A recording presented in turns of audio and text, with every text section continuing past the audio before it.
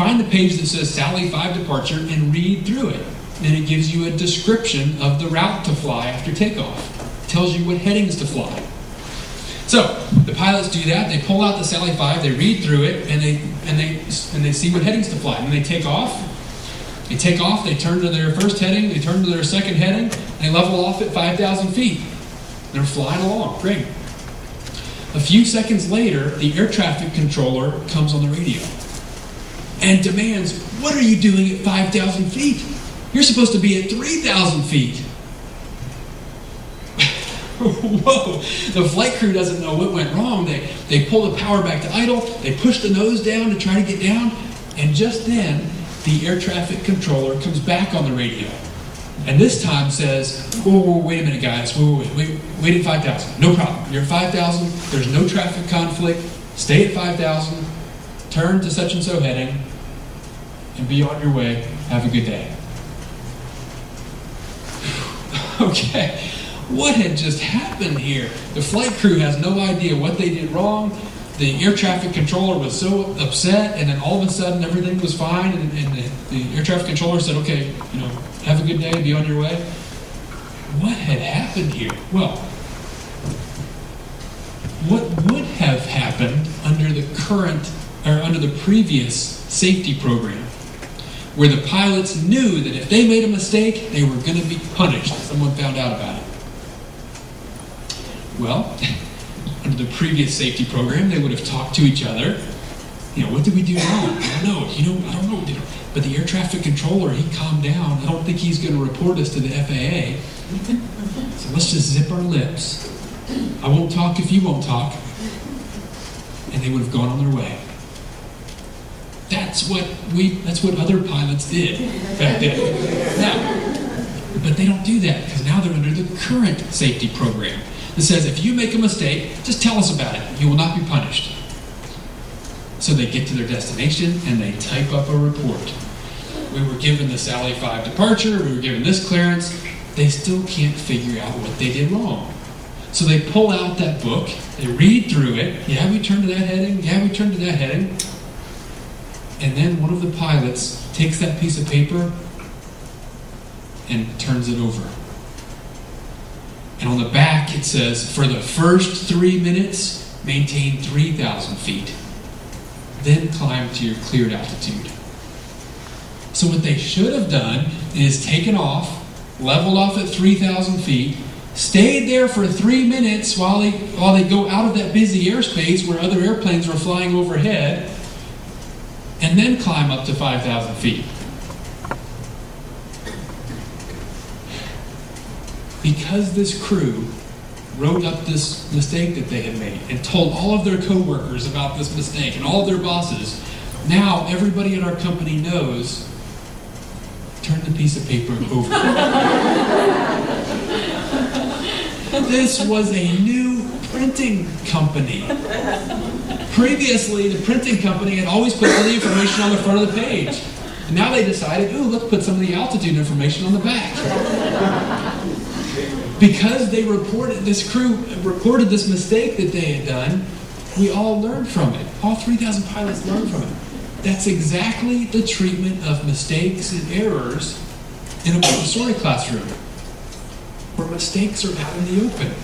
You're working out in the open. You're working on this project or that project. Another child can stand up and walk over and look and see what you're doing. They can see you mess up. They can see how you fix it. There's not this overwhelming pressure not to make mistakes because you're getting graded and you're getting tested and there are report cards. Montessori schools minimize or even eliminate those things so that children can share mistakes. So that if something's not working, they can hold their hand. I can't figure this out. Can somebody help me? Or so that they can go over and ask a classmate, hey, I can't get this to work. Can you help me figure this out? Sharing mistakes, talking about things, trying to figure out how to get it right. The reason we do this new safety program is not to make pilots feel good. The reason that we do this is so that we can find errors, we can share what's happening out there, and figure out how to fix it. And that's what Montessori children are doing in their classroom. Let's figure this out. Let's get it right. this isn't working. Let's figure out how to do it. When you and I were in school, we just sat in the back and closed our mouths. If we didn't understand something, just keep our mouth closed. We don't want the teacher to think that we don't know it. We worked with our elbow over our paper so nobody would see. I mean, all these types of nasty things, you know, that was all about hiding mistakes, hiding errors, covering up problems, instead of getting them out in the open and talking about them and sharing and everybody learning from them. Owning your mistakes. I made this mistake. Can someone help me? Instead of, oh, I don't want anybody to know that I don't know that. Ownership. That's just the skill we need when we're running a small business. I can't do this. I can't figure this out. I need some help. Go talk to your friends. All these wonderful ways of treating errors and fixing things. Well, finally, the last thing we talked about was business scaffolding is community. To have a successful business, we need to be part of a healthy community. When I think about this community question, it always comes back to, in my mind, what kind of person do we want our child to be? Really, when we're talking about community and how our child's going to be in their, when they grow up, and how are they going to work with others and do all this, what kind of person are they going to be? Is what we're talking about. What kind of person are they going to be? There's an old song that I love that my dad used to sing from way back when we were children. And my dad's not a musician, but now every couple months he'd pull out a guitar and play some old folk songs. And he'd sing a couple of these. And one of them sticks in my memory that relates to this question of what kind of person do we want our child to be? The name of the song was called Reverend Mr. Black. And I'm going to try to sing it tonight. I'm not a singer, so if people start diving for the exits, those are unlocked, right? People can, no. If people start diving for the exits, I will stop, I promise. But I'm going to try to sing this thing. It's half spoken, half sung. So that gives me a break here. Reverend Mr. Black. He rode easy in the saddle. He was tall and lean. And at first, you'd have thought nothing but a streak of mean could make a man look so downright strong. But one look in his eyes, and you knowed you was wrong.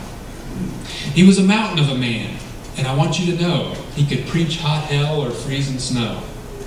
He carried a Bible in a canvas sack, and folks just called him the Reverend Mr. Black. He was poor as a beggar, but he rode like a king.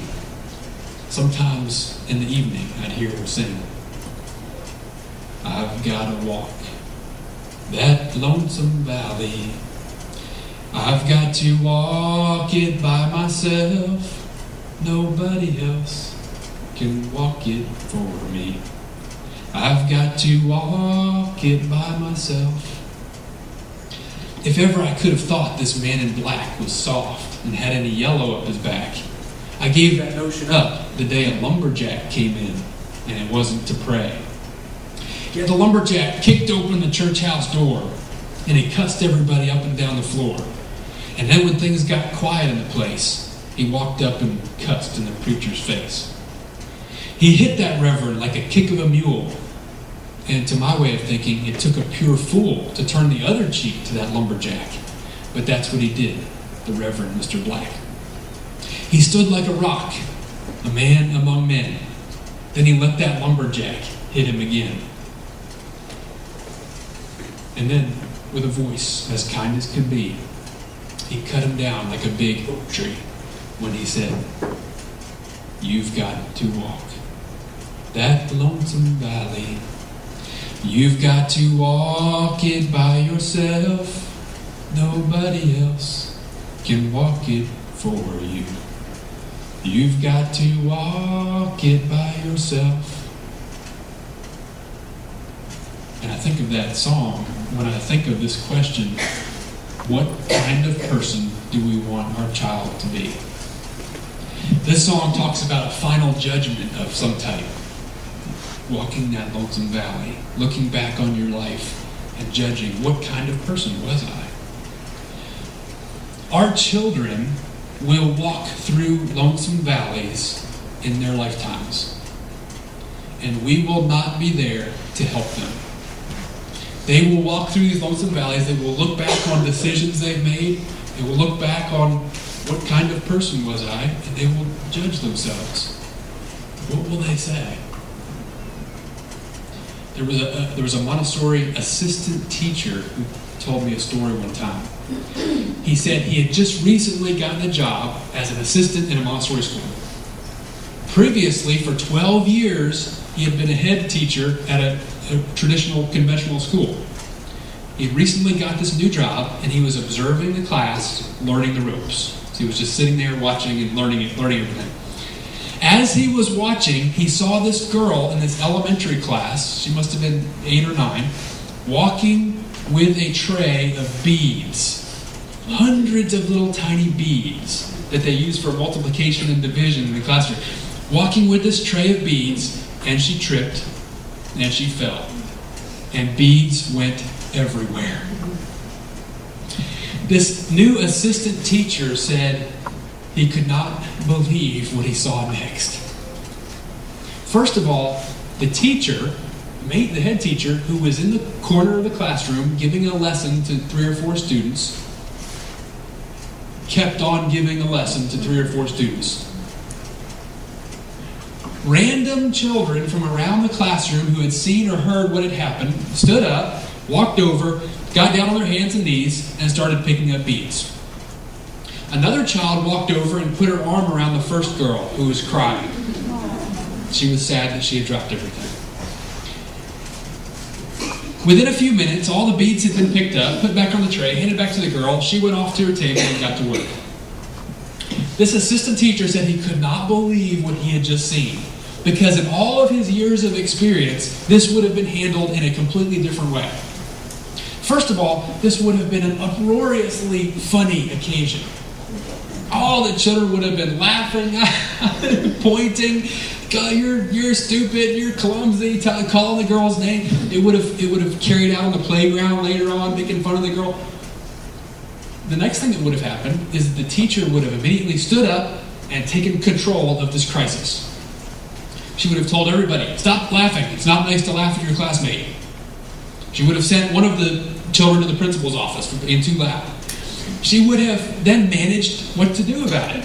Sally and Mary and Steve, I need you to pick up these beads, help pick up these beads, and she would have directed the crisis management, fixing this problem. That did not happen in this Montessori classroom. These Montessori children, after only 3 or 4 years in the primary classes and now moving into the elementary classes, they've already incorporated it into their very being.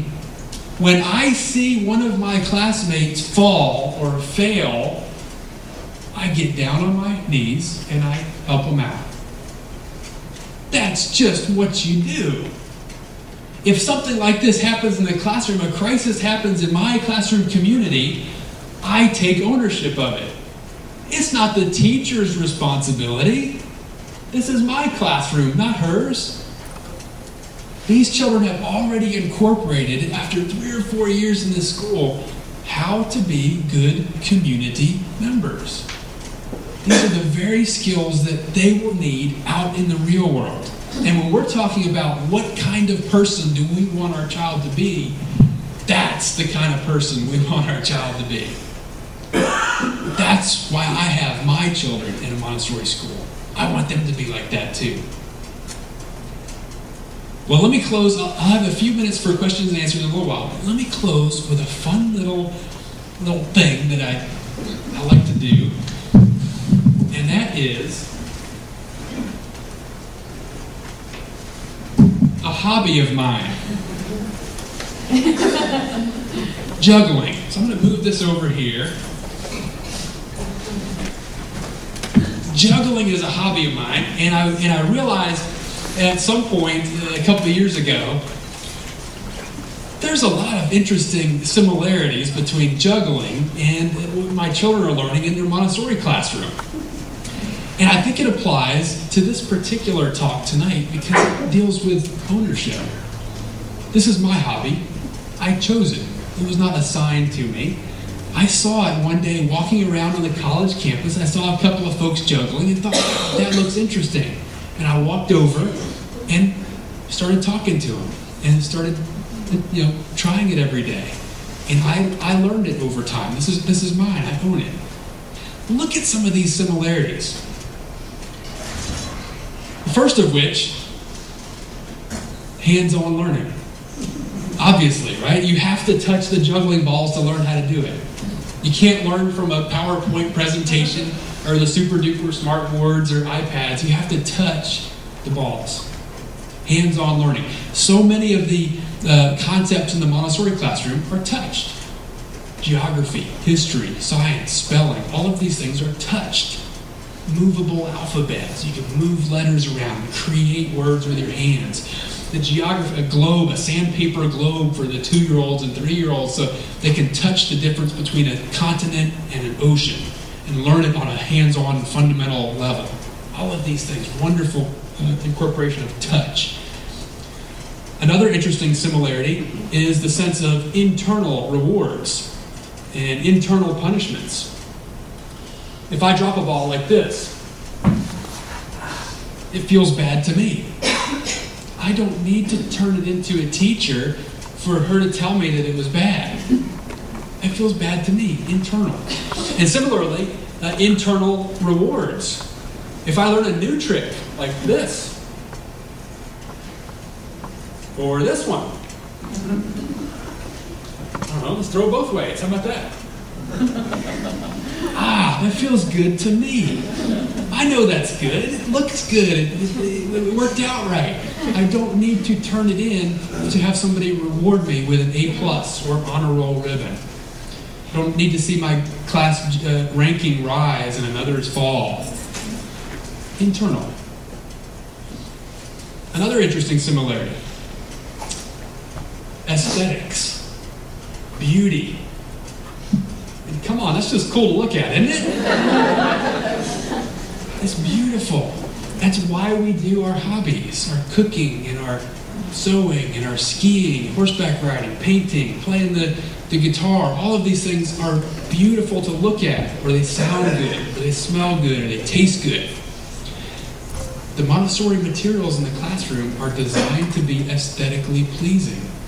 Real wood craftsmanship, real glass, ceramic pitchers, vases, silverware, things like that, so that the children are attracted to them and they're going to touch them and care for them and revere them.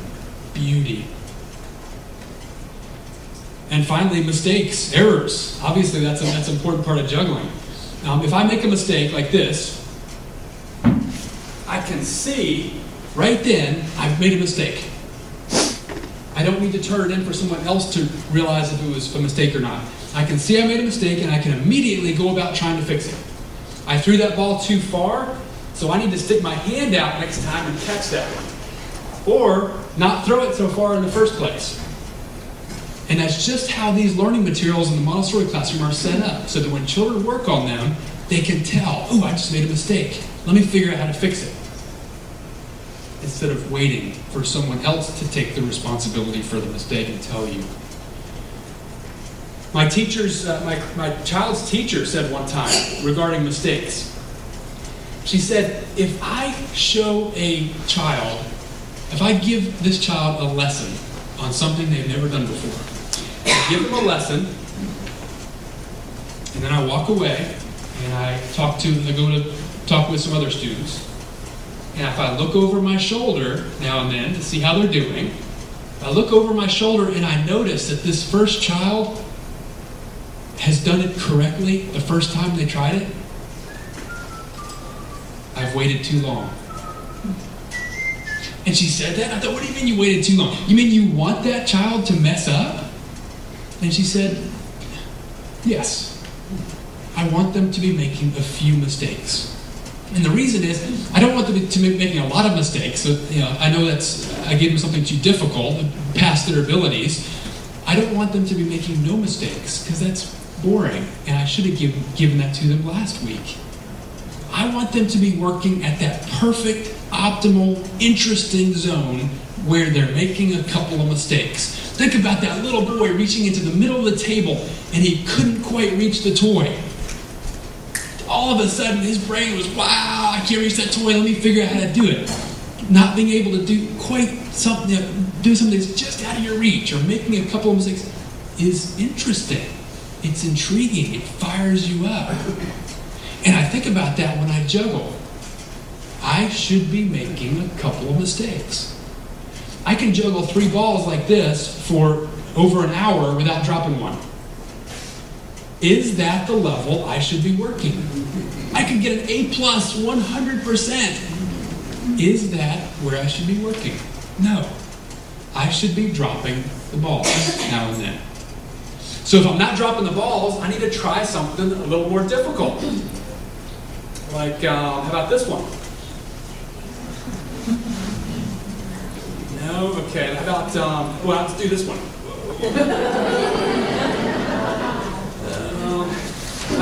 Let's do this. Let's go under the legs here. No, okay, let's do behind the back. Let's do that. Okay. Let me get another ball. Okay, let's do this. All right, I should be making a couple of mistakes here. Whoa. No, okay. Let me get another one. Hold on a second. Let's get another one. All right, here we go. I apologize to the folks in the front row. This could get ugly here. I should be making a couple of mistakes here. No, okay, I'll tell you what, make another ball here. Let's just crank it up to 6 here. Let's see what happens. We got a nice high ceiling here. Oh, there we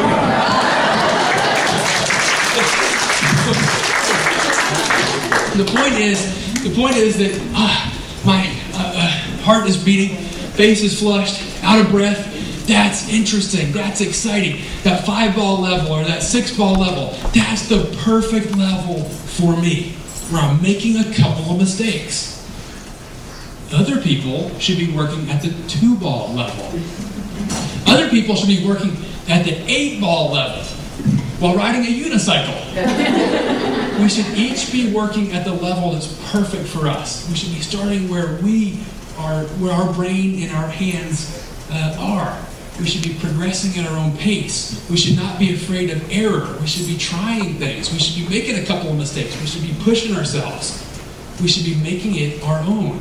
That's interesting. That's exciting. That's exactly where I want my children to be every day in their Montessori classroom, where they're making a couple of mistakes. They're progressing at their own pace. They're finding things that are interesting for themselves. They're setting difficult, challenging work, and they're figuring out how to get it right. That's why I have my children in Montessori. Well, thank you very much, everyone.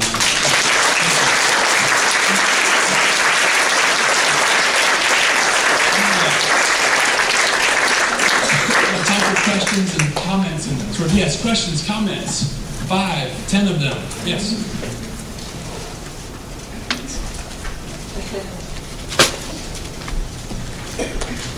Yes. Yeah, sure. A couple. Who's got a question? Comment. Everybody's just stunned. I guess that's a good thing. Yes. Yes. Uh-huh. When did you decide to write a book about Montessori? What is your passion? Yeah, it just kind of snowballed. It's interesting talking about relationship between Montessori and my own life, because this was a very Montessori experience. I just found something that I was interested in. My children's school that we had just put them in, I didn't know much about it. And as I learned more about it, I realized, why didn't I know about it? And why don't any of my coworkers who I'm talking about it with know anything about Montessori? And that made me angry. They should have known about it. This should be more people should know about this. That's where the madness part of Montessori madness came in. And it started out just as, let me write a letter to the editor, or let me write a little essay or something. And then it just grew, and then it got longer, and then eventually I thought, well, maybe I'll write a book about it, and my mom might read it, and then it just kind of grew, and now I'm in Hawaii talking to you. Isn't that incredible? So it's kind of like a wonderful little journey that I took, just choosing what interested me along the way. Let me try this, or let me try this. And it has grown into this wonderful journey. Yeah. How about a couple more? 3 or 4 more at least. Come on. Okay, in the back and then in front, yeah. I'm a Montessori child myself, so I know the whole process of going through and discovering and just having an awesome time with the Montessori experience. I went through 6th grade, and then my 6th grade year I hit a dilemma because there was no Montessori middle school in my area. And I begged my parents to move cities so that I could go to the Montessori middle school that had a high school attached to it. It wasn't really Montessori, but it was close enough. Have you started thinking about what's going to happen when you reach that point where there's less options for the Montessori education for your children? Yeah, sure we have. And ours goes up through the upper elementaries at age 12. And so my kids are getting close, and we're hoping to start an adolescent program. And I've been to a couple of middle school, Montessori middle schools, or adolescent programs, they call them, around the country, and they're absolutely wonderful. Hopefully you can get one going here. With all these schools represented here, hopefully all together you can get at least one going. It's been incredible. I was watching this is a quick little example. I was sitting in a Montessori middle school class where the teacher was, they were doing some math. It was like an algebra class. And I walk in, excuse me, I'm going to sit down, and there's 7 or 8 students, and the teacher is explaining some type of algebra on the board. She's explaining some type of like 4x plus y, whatever. All of a sudden, one of the students interrupts her and says, no, wait a minute, that 4x doesn't make any sense because over here you were talking about x squared, whatever. I thought, wow, that's kind of funny for the student to, be kind of directing the teacher almost, And so the teacher explained that and then went on. And then another student did the same thing. I don't understand how you got that there because I thought this was supposed to be... It was amazing to see these Montessori middle school students directing the class. I mean, the teacher was just a tool for them. It was a tool for them to use. I need to use this teacher in order to understand this algebra. Instead of the teacher is trying to teach me algebra and I need to act like I'm interested and do this. Instead of coming from the teacher, this is my class. I need you teacher, I need you to stand over here and tell me about this. And then, amazing.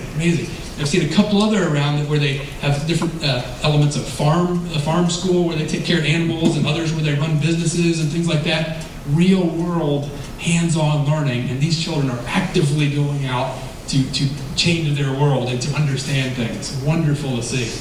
Hopefully you can get one going here. Yes, right here, sir. 2 questions. First is, do you spend most of your time talking to people who are already in the Montessori mindset or folks that are more conventional?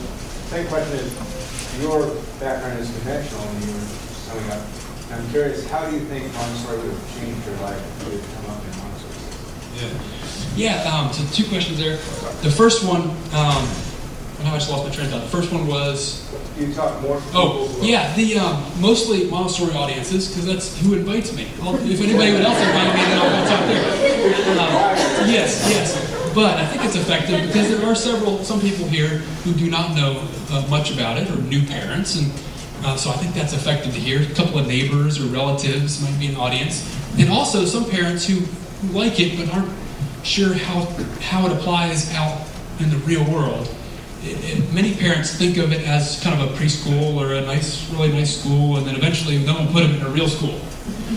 So I'm hoping that I can give you ammunition when you're talking with your neighbors or when you're talking with yourself, that this applies out in our adult world. These principles are important every day. And to start making those connections between aviation and Montessori, and architecture and engineering and medicine and truck driving and all these careers that we do, how these principles relate to what's happening in the classroom. Your second question? Is if you had come up as a Montessori... Oh, yeah, that's a great question. And that's something that my wife and I kind of struggled with at first. We just assumed our children would go into the conventional school system. Look at us, we turned out all right. That sort of question. Yeah, we're all right. Yeah, come on. But it's interesting to think, what could we have been? Or the way I think of it, I think of myself as kind of, this has kind of changed my life over the last few years. What about the previous decade? I feel like what could I have done if I had that? So I feel like it really has changed my life, and I feel that it is changing my children's lives for the better at a much earlier age. And I hope that they can be that much more effective and joyful out in the real world when they eventually graduate. Yeah. How about one more? Time for one more. Everybody, yes. I have the courage. Yes. I have the privilege to work. We've been trained in the Montessori. I didn't grow up with it. I came upon it after having children, and I have 5 children, and I want so much for them to have it, but the Montessori schools are so expensive. And I guess the comment that I'm just making is I want so much for my own children to have an upbringing like that. We have training in it, but it's so much harder to do in a household than it is out of a school. I don't know if you had any thoughts on that. I don't know how we would be able to just instill it or inspire it in our